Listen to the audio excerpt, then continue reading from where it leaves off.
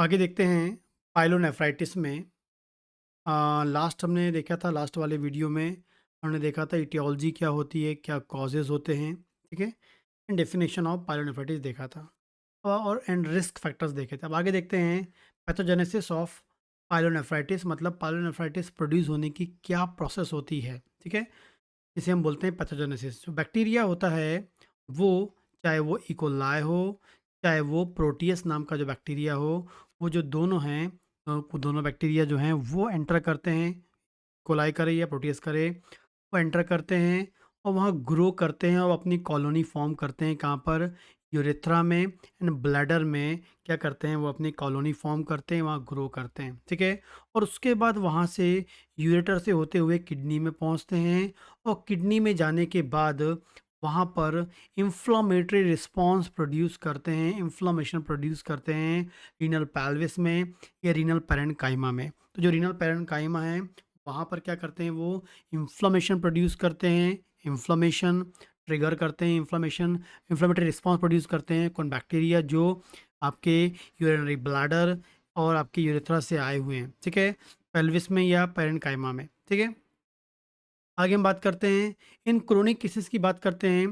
बार बार repeated infection होता है, जिस कारण से जब बार बार इन्फेक्शन किडनी में होगा तो वहाँ पर स्कारिंग होगी, फाइब्रोसिस होगी एंड फाइनली रीनल डिसफंक्शन होगा। यदि किडनी में बार बार डैमेज होगा, बार बार इंजरी होगी, तो वहाँ हीलिंग होगी, बार बार डैमेज हीलिंग, जिसमें स्कारिंग एंड वहाँ फाइब्रोसिस होने के चांसेस बढ़ जाते हैं।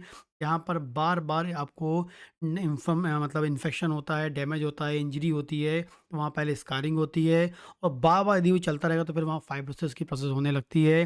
फाइब्रोसिस मतलब क्या होता है, जो टिश्यू नॉर्मल टिश्यू होते हैं, वो उसकी जगह वहाँ पर नॉर्मल फंक्शनिंग टिश्यूज़ ही होंगे, लेकिन नॉर्मल टिश्यूज़ होंगे, लेकिन जो पुराने जो नॉर्मल जो उसकी जो फंक्शनिंग थी, उस फंक्शन से मैच सिर्फ़ फंक्शनिंग बदल जाएगी। हम क्या कह सकते हैं कि जैसे आपके नेफ्रॉन में बार-बार डैमेज होगा, वहाँ पर हीलिंग होगी, यदि वहाँ फाइब्रोसिस हो जाती है, इसका मतलब है कि वहाँ पर टिश्यू नॉर्मल है, सब टिश्यू नॉर्मल है, लेकिन जो फंक्शनिंग थी, जो ओरिजिनल टिश्यू की जो फंक्शनिंग थी, उस फंक्शनिंग को ये टिश्यू या ये सेल मैच नहीं करता है, इसे हम फाइब्रोसिस बोलते हैं, ठीक है? सिर्फ़ वहाँ पर उन्होंने टिश्यू को ले जाकर भर दिया है, वहाँ पर जैसे सड़क है, नॉर्मल सड़क बनी हुई है और वहाँ पर गड्ढा हो जाता है और बाहर से लाके हम वहाँ पर डामर लगा देते हैं।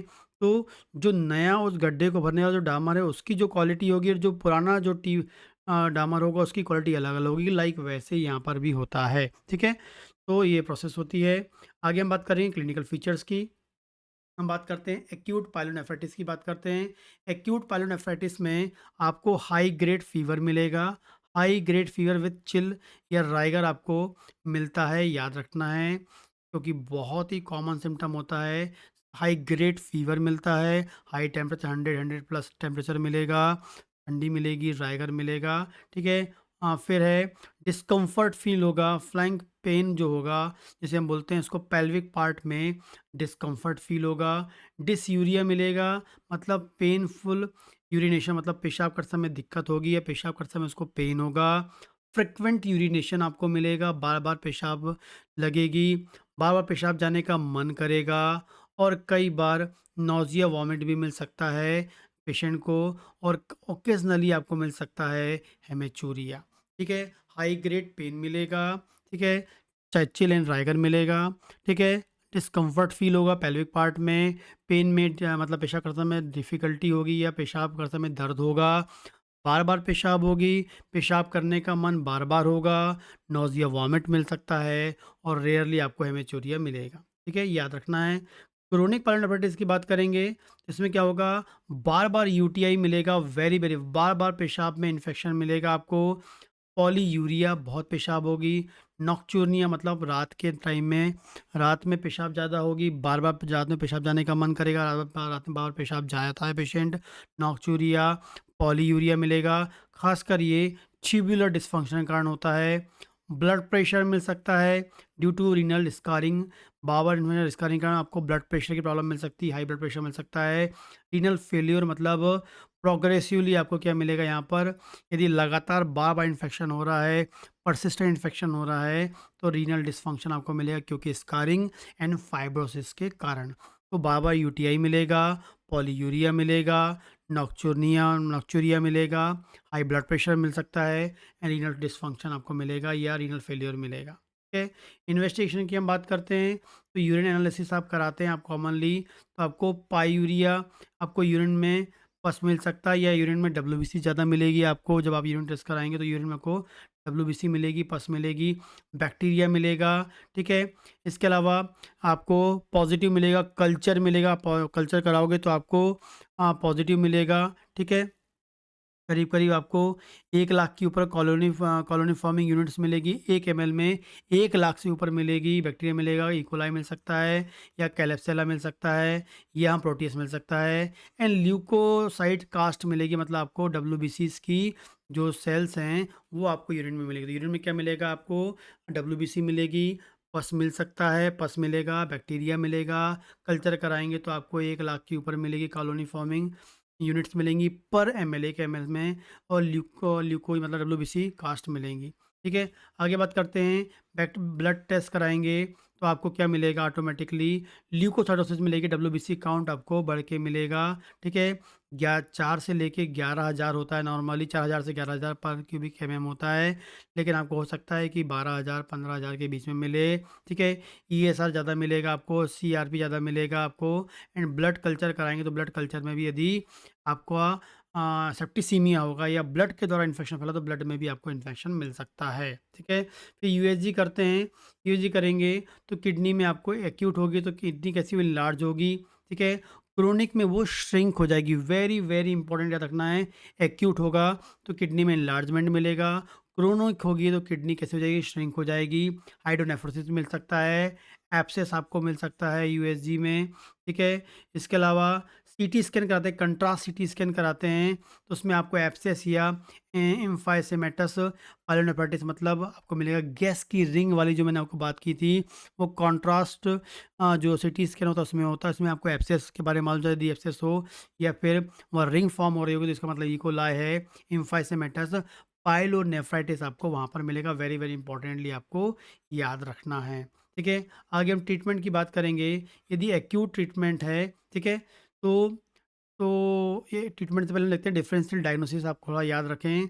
यदि आपको ये सब सिम्पटम मिलते हैं तो पायलोनेफ्राइटिस सोच सकते हैं, ठीक है? एपेंडिसाइटिस भी आप सोच सकते हैं, डायवर्टिकुलाइटिस भी सोच सकते हैं एंड कोलीलिथिस भी आप सोच सकते हैं। जो आपको पेन मिलता है, पेल्विक पेन या डिस्कम्फर्ट जो फील होता है, पायलोनेफ्राइटिस के कारण भी हो सकता है, एपेंडिसाइटिस हो सकता है, डायवर्टिकुलाइटिस हो सकता है, कोलेसिस्टाइटिस भी आपको हो सकता है। ठीक है? अब हम बात करते हैं ट्रीटमेंट की। तो मॉडर्न ट्रीटमेंट जो बात करेंगे, डेविडसन एंड पीजे मेथा के अकॉर्डिंग एंटीबायोटिक्स दिया जाता है मॉडर्न ट्रीटमेंट में। ठीक है? हाइड्रेशन रखते हैं, प्रॉपरली आईवी फ्लूइड देते हैं, मेंटेन करते हैं यूरिन आउटपुट को ताकि पेशाब के द्वारा इन्फेक्शन बाहर निकले। ठीक है? यदि टेम्परेचर ज़्यादा होता है एंटीबायोटिक देते हैं, पेन होता है एनाल्जेसिक देते हैं एंड हॉस्पिटलाइज किया जाता है यदि आपको सीवियरिटी ज़्यादा होती है तो। ठीक है? तो ये होता है एंटीबायोटिक्स, हाइड्रेशन, आईवी फ्लूइड देंगे, antipyretic and analgesic and hospitalization करना पड़ता है। यदि हम क्रोनिक की बात करेंगे तो क्रोनिक में लॉन्ग टर्म एंटीबायोटिक्स ट्रीटमेंट देते हैं। ठीक है? कल्चर बेस्ड, कल्चर के अकॉर्डिंग ट्रीटमेंट देते हैं। कल्चर में जो बैक्टीरिया सेंसिटिविटी की टेस्ट कराते हैं उसके अकॉर्डिंग जो एंटीबायोटिक्स आती है वेरी वेरी इफेक्टिव होती है, सेंसिटिव होती है, उसको देते हैं। ठीक है? इसके अलावा वहाँ पर आपके जो भी ऑब्स्ट्रक्शन है, ट्यूमर या स्टोन है, उसका ट्रीटमेंट करते हैं, बीपी कंट्रोल करते हैं एंड रीनल इम्पेयरमेंट या रीनल फंक्शन को प्रॉपरली आपको मॉनिटर किया जाता है ताकि आगे जाके रीनल डिसफंक्शन ना हो जाए। ठीक है? आगे हम बात करते हैं कॉम्प्लिकेशंस की। तो कॉम्प्लिकेशंस क्या हो सकते हैं? पायलोनेफ्राइटिस कॉम्प्लिकेशन क्या होता है? रीनल एब्सेस में कन्वर्ट हो सकता है, पेरिनेफ्राइटिस पेरिनेफ्रिक एब्सेस हो सकता है, जिसे रीनल एब्सेस बोलेंगे या कार्बंकल एब्सेस भी बोलते हैं हम लोग। ठीक है? जो पेरेन्काइमा में एब्सेस बन सकता है, किडनी के कैप्सूल में इन्फेक्शन हो, एब्सेस बन जाए वहाँ तो हम क्या बोलेंगे? पेरिनेफ्रिक एब्सेस बोलेंगे। इम्फाइसेमेटस पायलोनेफ्राइटिस होता है गैस फॉर्मिंग बैक्टीरिया के कारण। ठीक है? आपको ये खासकर डायबिटिक पेशेंट में कॉमनली मिलता है। सेप्टिस हो सकता है, मतलब आपके ब्लड में इन्फेक्शन हो सकता है, क्रोनिक किडनी डैमेज डिजीज़ हो सकती है और हाइपरटेंशन आपको मिल सकता है। वेरी इंपॉर्टेंट याद रखना है, रीनल एब्सेस, पेरिनेफ्रिक एब्सेस, इम्फाइसेमेटस पायलोनेफ्राइटिस हो सकता है, सेप्सिस हो सकता है, क्रोनिक डिजीज़ हो सकता है एंड हाइपरटेंसी होता है। जो गैस की रिंग है, वो आपको एकदम ही एक्यूट कंडीशन में बहुत कमी मिलती है, जब लगातार इन्फेक्शन होगा तो फिर आपको ये मिल सकती है, याद रखना है, ठीक है? एंड प्रिवेंशन की बात करेंगे, एडुकेट हाइड्रेशन करना है, प्रॉपर पानी का वाटर इनटेक रखना है, आउटपुट को मेंटेन करना है, जल्दी-जल्दी आप जाके यूटीआई का ट्रीटमेंट करा लें एंड स्ट्रक्चरल कोई प्रॉब्लम हो, स्ट्रक्चर हो, स्टोन हो, ऑब्स्ट्रक्शन हो, ट्यूमर हो, प्रोस्टेट हो तो उसको आपको रिमूव करना चाहिए। तो ये आपको मिलेगा प्रिवेंशन में। तो हाइड्रेशन मेंटेन करें, यूटीआई को जल्दी ठीक करें और कोई स्ट्रक्चरल डैमेज है तो उसको आपको ठीक करना होता है।